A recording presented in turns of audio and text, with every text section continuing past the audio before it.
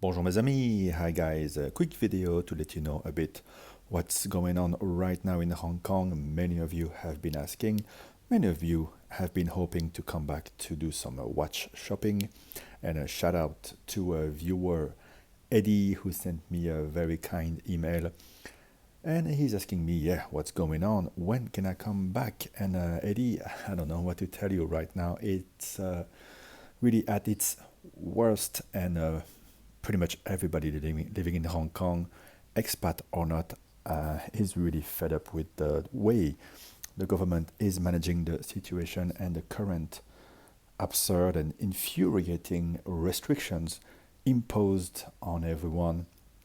And I know that many other countries had to impose restrictions, but the policy has been very different here. I mean, from the beginning, people really were great at wearing masks and social distancing, so much so that we didn't even get the flu in the past 2 years, which is unheard of in this vertical city of more than 7 million people.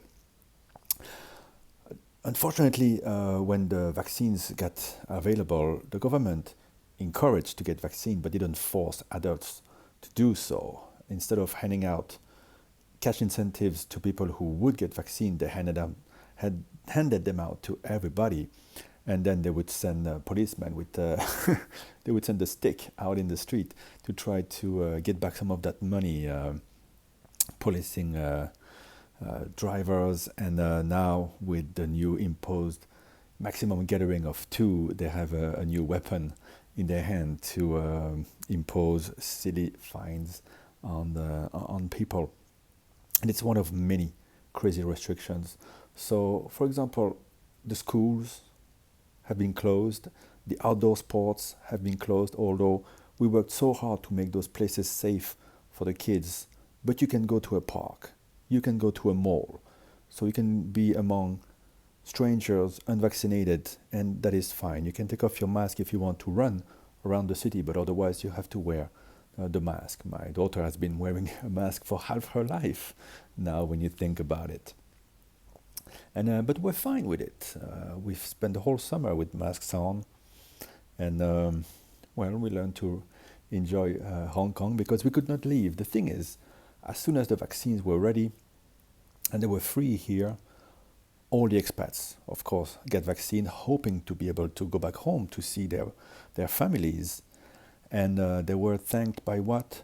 3 weeks of quarantines on the way back, and now canceled flights stranding outside.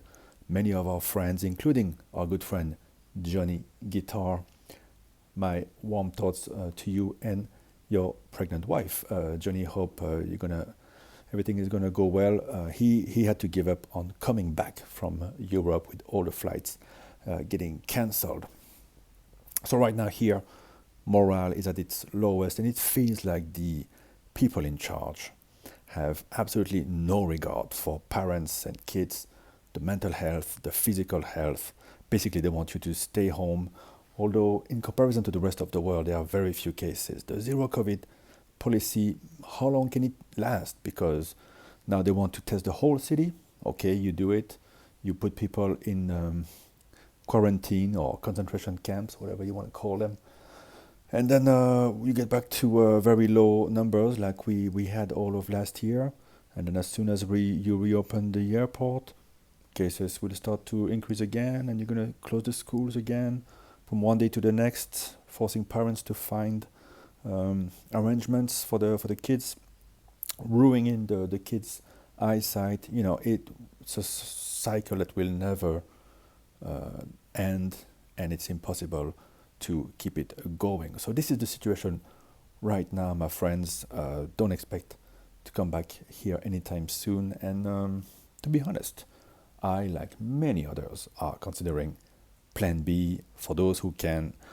We are looking at maybe moving out of Hong Kong for good. And we always think about the worst. And at the end of the day, even after the riots, Hong Kong sort of bounced back. But now it's getting too much. You just realize that the policy here is never going to be in the favor of the citizens, and the damage will be there forever. So if another crisis happens, you know that it's not going to turn out well for you. So yeah, we'll see what happens. But there you go. That is the situation. So I hope all you guys are doing well, especially back in Europe, Netherlands, UK. You've been battered. Norway as well, I think. You've been battered by a storm, Eunice. Hope you're okay. I know there was big damage. And tough world we're living in right now. Morale is at its lowest, but yeah, at least we still have some watches to keep us going and bring a smile to our faces.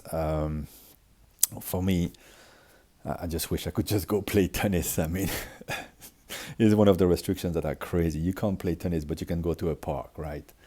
I mean, come on. I don't think there's been a single transmission case in Hong Kong at the tennis court.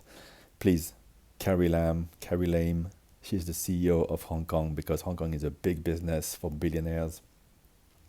Come on, Carrie, you gotta turn around the situation. And if you are listening, Big Brother, up there in Beijing, put me in charge.